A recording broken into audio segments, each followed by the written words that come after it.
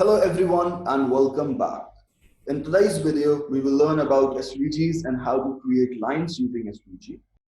So let's start with what is SVG.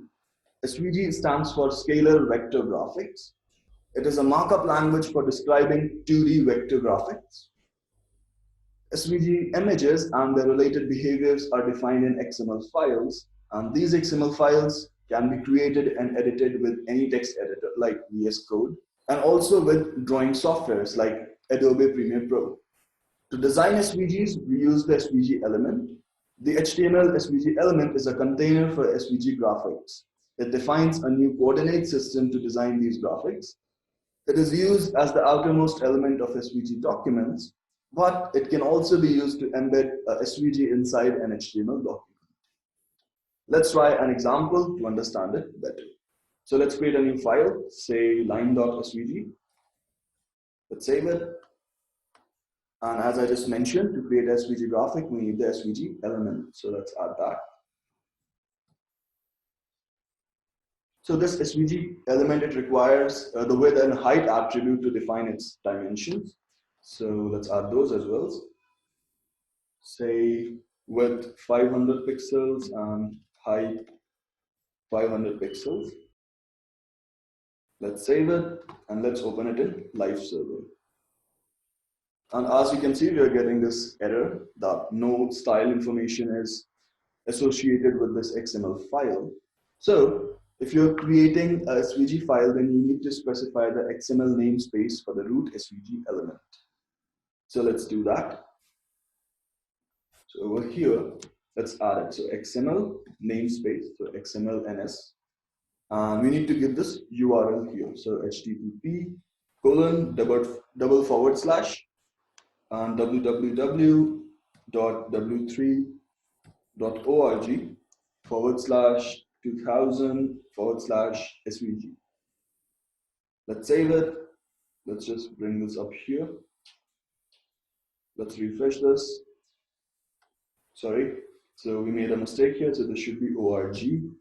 Let's save it, and let's just refresh this page. And now, as you can see, the error is gone, but we don't see anything on this screen. So let's say you want to create a line using SVG. So for that, you can use the line element. So let's add that. So this is a self-closing element. You don't need a closing tag as well. And this line element, it requires the X and Y coordinates for the first and last point of the line. So it's normal geometrical concepts. So we have X1, Y1 and X2, Y2 attributes for this. So let's define those. Say X1 is 0. So these are the coordinates. Similarly, Y1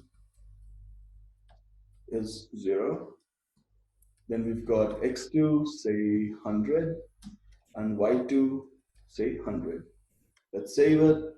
And as you can see, we still don't see anything on the screen. And why is that? Because our line doesn't have a color. So for that, we have another property called stroke. So let's give it a value, say red. Let's save it. And now, as you can see, we've got a line on the screen. We can change the width of this line. So for that, we have another property called stroke width. Let's say 3 pixels. Let's save it. And now, as you can see, our line is a bit thicker. All right, now let's try changing some of these values and see what happens. So let's say instead of X1, 0, let's say we've given 20. Let's save it. So as you can see, the line, the starting point of the line moves a little towards the right. Let's increase it a bit more, say 60. Let's save it. And now, as you can see, it moves more towards the right. Let's make it 160. And now, as you can see, the starting point of a line is more towards on the right. Similarly, if we reduce it, say 80, it moves towards the left. Similarly, if we say 40, it moves more towards the left. Similarly, let's try changing the value of this Y1, say 10. So as you can see, our line moved a bit down. Let's increase it a bit more, say 60, and our line moved more down.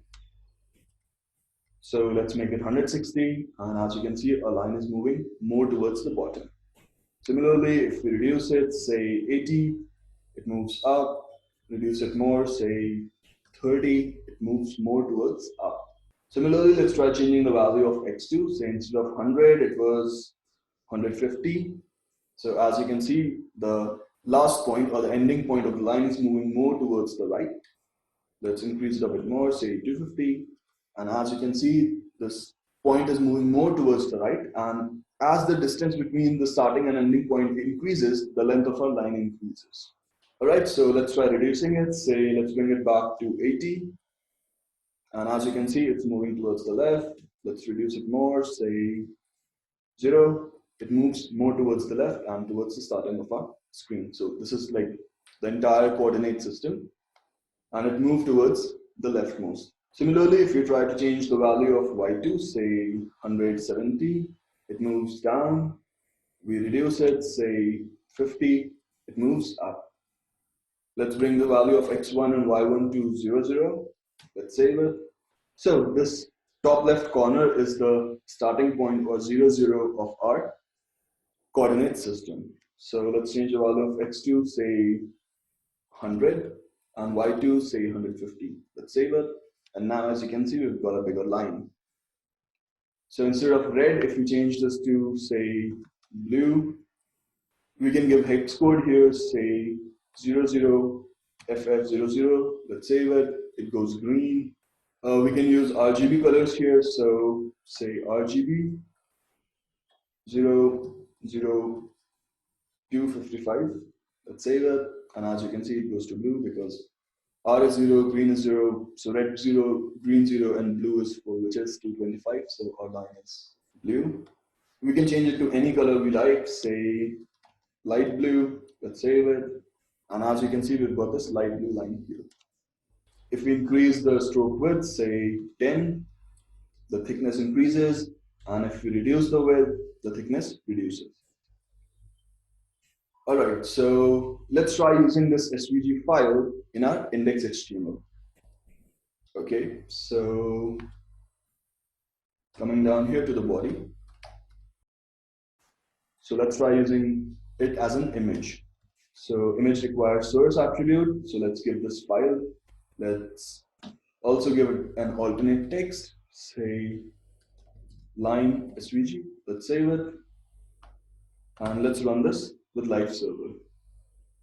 And as you can see in our index.html, we've got this line. So if I remove this and save it, the line goes away. And if I put it back, the line comes back. So this was one way of using SVGs inside HTML document. Similarly, there's another way, and for that we can use the SVG element itself. So let's say SVG. Let's come here and let's just copy this and paste it here. So we've got the line element here, and also let's give it a width and height.